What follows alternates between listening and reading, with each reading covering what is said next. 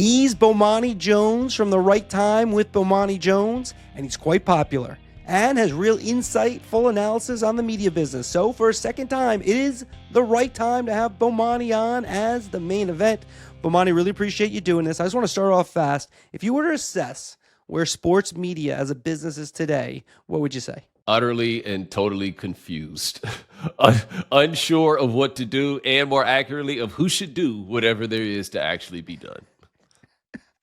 That's a great answer. Because of the digital space, I would think. But and then we got into this the last time you were on the podcast, and we get into it. But the way you succeeded was very kind of new school-ish, in my opinion, and a little mix of old school. But you did it on your own. Then you went on the radio. Then you went mainstream, really, with ESPN and then HBO. And now you're back to doing the digital thing. So I think you have great insight into that. So give me a little more what you mean by that. I think something that we don't talk that much about at this point, and we a little bit you see people discuss it, but it's the idea that the stick to sports crowd won, right?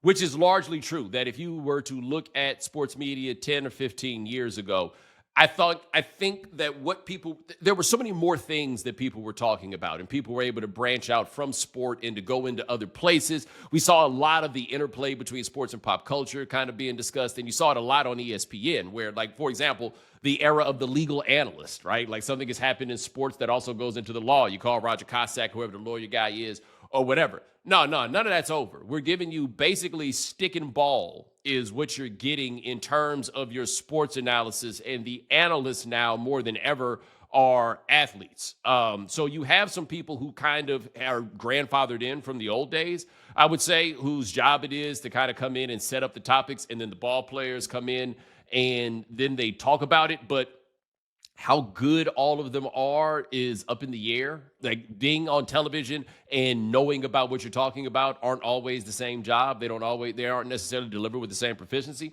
And so I look at where the game is now and where stuff is. It's just interesting for me to look up and watch on television and see that it is the people that we cover have now kind of taken a lot of the jobs, especially when you look at it in terms of television and even podcasts to a certain degree. They've got it. They interview each other, right? They're not even really interviews. They just sit around and talk to each other because it's a much easier play for all of them to have. And so now I look at where the game is, and the reason that I say it's confused is, one, the money coming from gambling. The gambling people aren't making money themselves, so how much longer does that part keep up? How much of our coverage is really the idea that, hey, we just need to prepare people so that they can gamble, even though I don't think that's the reason that people necessarily consume the product. And I don't know how much gamblers want advice. I just think they just like to play, and it's fun. They don't necessarily want the advice from the people who are on television to be the people who give them that. So I just think it's all over the place right now. Who does it, what we talk about, what we don't talk about, why we do talk about it, why we don't talk about it, so forth and so on. Like, it went from, and the reason I brought up the stick to sports thing is, when people were saying stick to sports, they were really saying don't say political things that it is that we don't want to hear, which was understandable. And then I think it turned into, we don't want to talk about anything that is actually important.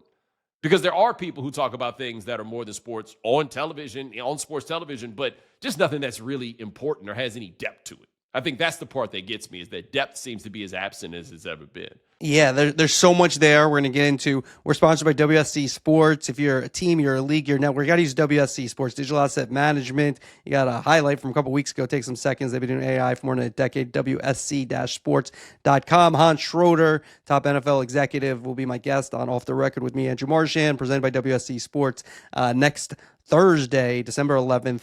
That's in Midtown. You can sign up. We'll try to make a room for as many people as possible. So much you said there that I want to hit on. And I thought, and this is why I love talking to you. I was trying to go in my mind, someone who's broken through in the opinion space in the last 5 years or so, who's not an ex-athlete. And off the top of my head, not really anybody that I can think of. You've seen some people grow in their careers. I'd say Nick Wright has probably grown in his career. I'd say Peter Schrager is someone who's grown in their career recently, but still they're not new. Is that what you're getting at? I mean, because you're right. McAfee, obviously, on ESPN. You see Bussin' with the Boys now more on ESPN, and all these people have podcasts as well.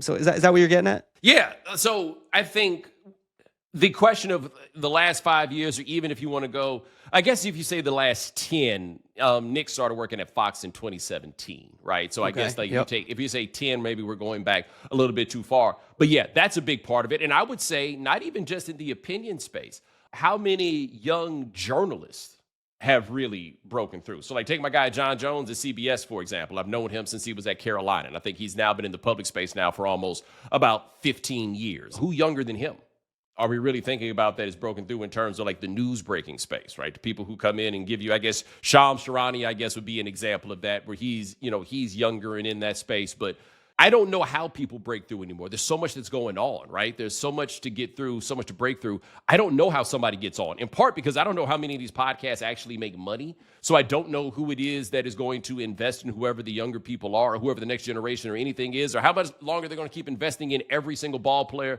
that wants to have a podcast, right?